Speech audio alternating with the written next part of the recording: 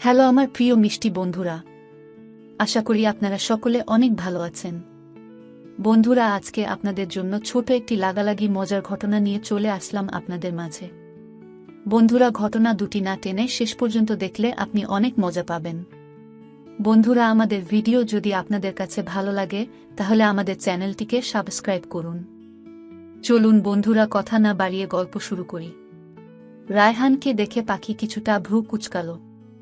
তোমার সাথে কিছু কথা ছিল। কোনো একটা কফি শপে কি আমরা বসতে পারি? অনিচ্ছা সত্ত্বেও পাখি রাজি হল। আর যাই হোক, পাখি অভদ্র নয়, তাই ভদ্রতার খাতিরে রায়হানের সাথে গেল। কফি শপে বসে রায়হান 2টা কোল্ড কফি অর্ডার করল। পাখিকে জিজ্ঞেস করল, আর কিছু খাবে নাকি? পাখি না সূচক মাথা নাড়ল। আমার একটু তাড়া আছে ভাইয়া। কি বলবেন, তাড়াতাড়ি বললে ভালো হতো। রায়হান ও ভনিতা না করে শুরু করল, আসলে ইরামের ব্যাপারে কিছু কথা ছিল। ভাইয়া প্লিজ, আপনার বন্ধুর হয়ে সাফাই গাইবেন না দয়া করে। আমার শুনতে ভালো লাগবে না। ওর নামে সাফাই দেওয়ার কিছু নেই। তোমাকে শুধু কিছু সত্যি কথা বলতে চাই, কারণ তুমি যা জানো তার পুরোটা সত্যি না। আংশিক সত্যি খুব ভয়ঙ্কর হয়। আর ইরামের স্ত্রী হিসেবে ওর অতীতটা তোমার জানার অধিকার আছে, আর সেটা অবশ্যই সত্যিটাই। পাখি চুপ করে আছে। রায়হান ভার্সিটি লাইফের শুরু থেকে নীলার সাথে যা যা হয়েছে তার সবটাই পাখিকে বলল। আর পাখির সাথে দেখা হওয়ার আগে থেকেই নীলার আর ইরামের সম্পর্ক খারাপ হয়ে যায়। সব কথা পাখি শুধু চুপচাপ শুনেছে, উত্তর করেনি কোনো। সবটাই তুমি শুনেছ। এখন তোমার বিচারে যদি ইরাম প্রকৃত দোষী হয় তবে তুমি যা শাস্তি দিবে সে সেটার যোগ্য। পাখি আর কোনো কথা না বলে উঠে চলে গেল। খুব অস্থির লাগছে পাখির।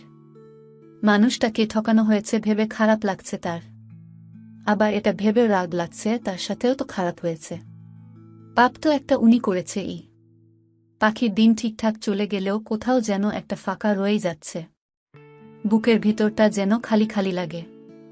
ভাবে ওই খাটাস তার জন্য কি অসম্ভব। ওর জন্য পাখির কেন খালি খালি লাগতে যাবে? মোটেও না, হয়তো পড়াশোনার চাপেই এমন হতাশা কাজ করে। এদিকে ইরামের একটা দিন একটা বছরের মতো লাগে। শুধু দিন গুনছে কবে দেশে ফিরবে। তার প্রাণ পাখিটা যে ওখানেই রয়ে গেছে। কত শত ফোন মেসেজ যে করে রেখেছে তার কোনো রিপ্লাই নেই। দেখতে দেখতে 5 মাস কেটে গেছে। প্রতিদিনের মতো পাখি কলেজ থেকে এসে ফ্রেশ হয়ে খেতে বসেছে। মমতাজ বেগম পাখির পাশে বসে মিটিমিটি হাসতে। উনার আচরণ পাখির বোধগম্য হল না। তাই জিজ্ঞেস করে, কি আন্টি, তোমায় কি জিন ভূতে আছর করেছে নাকি? রহিমা খালাও হাসছে। কিছুই বুঝতে পারছে না পাখি। মমতাজ বেগম, ঘুমাবি? মাথা ধরেছে খুব। যা ঘুমা, বলেই উনি হাসতে শুরু করেছে। সত্যি করে বলো তো, তোমার কি হয়েছে আন্টি? পাগল টাগল হয়ে গেলে নাকি? আচ্ছা, তোমার কি শরীর খারাপ করেছে? বলেই উনার কপালে হাত দেয়। ডাক্তার বউ বিয়ে করিয়েও জ্বালা বুঝলে রহিমা একটু খুশি থাকলেও ভাবে অসুখ করেছে। বলেই আবার দুজন হাসতে শুরু করে। বোকা আন্টিটা আমার, বলে মমতাজ বেগমের গলা জড়িয়ে গালে একটা চুমু দিয়ে নিজের ঘরে চলে যায়। ওর রুমে গিয়ে পাখি শুয়ে পড়ে আর কিছুক্ষণের মাঝেই ঘুমের রাজ্যে পাড়ি জমায়। পাখির ঘুমন্ত মুখটা পাখির পাশে শুয়ে শুয়ে ইরাম দেখছে। কতটা নিষ্পাপ, কতটা পবিত্র তুমি। খুব করে তোমায় ছুঁয়ে দিতে ইচ্ছে করছে। ঘুমের মাঝে তোমায় আরো বেশি মায়াবী লাগছে। বাতাসে পাখির চুলগুলো এলোমেলো হয়ে মুখের উপর আছড়ে পড়ছে। আলতো হাতে মুখের উপর থেকে চুলগুলো নিয়ে কানের কাছে গুজে দেয়। পাখি হালকা কেঁপে উঠে। চোখ দুটো আদো আদো খুলে দেখে ইরাম তার পাশেই শুয়ে আছে। মিষ্টি হেসে দুহাত দিয়ে ইরামের গাল দুটো চেপে ধরে অভিমানী দৃষ্টিতে তাকিয়ে আবার চোখ বুজে নেয়। পাখির এহেন কাণ্ডে ইরাম ব্যাবাচ্চাকা খেয়ে যায়। কি হলো এটা? পাখির একটা হাত গাল থেকে নামিয়ে ইরাম তার বুকে চেপে ধরে কিছুক্ষণ ওভাবেই শুয়ে থাকে। ফ্যানের বাতাসে পাখির চোখের পাপড়িগুলো কাঁপছে। ইরাম অপলক দৃষ্টিতে তা দেখছে। এই প্রথম ইরাম পাখিকে এতটা কাছে থেকে দেখার সুযোগ পাচ্ছে। ঘুমের মাঝেই পাখি এক গালে হেসে ওঠে। মায়াপরি একটা। আর কতক্ষণ ঘুমাবে? এবার তো উঠো। ইরাম পাখির মুখের উপর আলতো করে ফু দেয়। আবারও এক গাল হেসে পাখি চোখ খুলে। দুষ্টুমি করছেন কেন? প্রতিদিনই এভাবে কেন জ্বালান আমাকে? ইরামের নাক টেনে ধরে কাছে থাকলেও জ্বালান আর দূরে গিয়েও শান্তি দেন না। বলে গালে হালকা একটা চাপড় মারল। ইরামের কিছুই বোধগম্য হচ্ছে না, কি বলছে পাখি এসব? পাখির গালে হাত রেখে আস্তে করে ডেকে বলে, পাখি কি বলছো তুমি? ঠিক আছো তো? ঠিক তো ছিলামই, এখন সব এলোমেলো লাগে আমার। জানেন কিছুই ভালো লাগে না এখন, কেমন যেন খালি খালি লাগে সব। কেন চলে গেলেন আপনি? বলুন না। ভালো লাগে না আমার কিছুই, চোখে পানি এসে যায়। ইরামের ঠোঁটে স্লাইড করতে করতে বলুন না কবে আসবেন? মিস করি তো খুব। ইরাম হালকা হেসে বুকে জড়িয়ে নেয় পাখিকে। এই তো এসেছি আমি, বলে মাথায় বিলি কাটতে থাকে। ইরামের বুক থেকে মাথা তুলে অভিমানী দৃষ্টিতে তাকিয়ে বুকে হালকা চাপড় মেরে বলে, এমন তো প্রতিদিনই আসেন আর ঘুম ভাঙলেই চলে যান, তাই আজ আর ঘুম থেকেই উঠব না আমি, বলে আবার ইরামের বুকে মুখ গুজে দেয়। ইরামের আর বুঝতে বাকি থাকে না পাখি ঘুমের ঘোরে এসব বলেছে। ঘুমের ঘোরেই বলুক আর যেভাবেই বলুক পাখি যে তাকে মিস করে, এতে ইরামের ঠোঁটের কোণে হাসি ফুটে। পাখিকে শক্ত করে বুকে চেপে পরম আবেশে চোখ বুজে নেয়।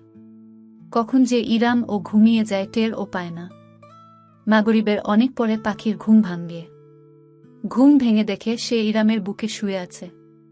দেখেই লাফিয়ে উঠে বসে দেয় এক চিৎকার।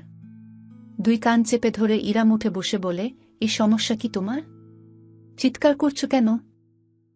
আপনি আপনি কিভাবে? কিভাবে মানে? ছাদ টপকে এসেছি। আপনার তো আসতে আরও 1 মাস দেরি। আমার বউ আমায় এত মিস করে, আর আমি 6 মাস পূর্ণ করে আসি, তাই না? বউ মিস করে মানে? কেন করো না? হুহ, আপনাকে মিস করার কি কোনো কারণ আছে? কারণ না থাকলেও যে আমার বউ আমায় মিস করে তা আমি জানি। কি ব্যাপার, লোকটা জানলো কি করে? আচ্ছা, তখন কি আমি স্বপ্ন দেখছিলাম নাকি সত্যি? সে যাই হোক, প্রকাশ করা যাবে না কিছু। সব জানতা শমশের আপনি। আমি। তখনই দরজায় নক পড়ল। কি ভাই, 1 ঘন্টা ধরে যে আমরা বসে আছি তার খবর কি আছে? বউয়ের সাথে রোমান্স শেষ হলে তুই কি বেরুবি নাকি একবারে কাল সকালেই আসবি? আশার গলা। তার মানে শিওর উনিই এটা। কিন্তু 1 মাস আগে কি করে? আশা এসেছে আজ, বাচ্চা কাচ্চা সহ। রাতে সবাই একসাথে ডিনার করে পাখি তার রুমে চলে গেল। সাথে সাথে ইরাম হাজির। কি ব্যাপার, আপনি এখানে? তো কোথায় থাকব? কোথায় থাকব মানে? আপনার রুমে। বউ নাই, আমি ওখানে একা একা কি করব? আজাইরা প্যাচাল বাদ দেন, কিসের বউ বউ করছেন? বউকে বউ বলবো না তো কি শালি বলবো? ওহো, আমার তো একটা শালিও নাই। ওকে একবার বউ বলবো, একবার শালি বলবো, চলবে? কি বাজে বকছেন? যান তো এখান থেকে। অফ যান বললে। জানটাই ঠান্ডা হয়ে গেছে আমার। বুকে হাত দিয়ে। আপনি কি লন্ডন থেকে পাগল হয়ে এসেছেন? গিয়ে পাগল হয়ে গেছি। বউয়ের বিরহে পাগল। আবার বাজে বকছেন। যান এই ঘর থেকে। যেতেই তো চাইছি। চলো। আমি কেন যাব? তুমি কেন যাবে মানে? এটা তোমার ঘর না। আমার ঘরই তোমার ঘর। আপনার ঘর আমার ঘর। মনে নেই প্রথম দিনের কথা? ইরামের মন খারাপ হয়ে যায়। পাখির কাছে এসে যেই না হাত ধরতে নেই, পাখি চেঁচিয়ে উঠে, এই একদম না। চোখ রাঙিয়ে। ওকে ওকে, চলো তো এবার। ভয় পেয়ে দুপা পিছিয়ে। অসম্ভব, যাব না আমি। পড়া আছে আমার, জান বলছি বলে ধাক্কা দিয়ে বের করে দরজা লাগিয়ে দেয়। ইরাম গাল ফুলিয়ে কিছুক্ষণ দাঁড়িয়ে থেকে নিজের রুমে চলে যায়। আশা সব দেখে।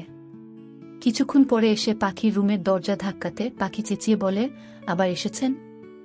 বের না করে দিলাম। আমি আশা, দরজা খুলো। ওহ, খুলছি খুলছি।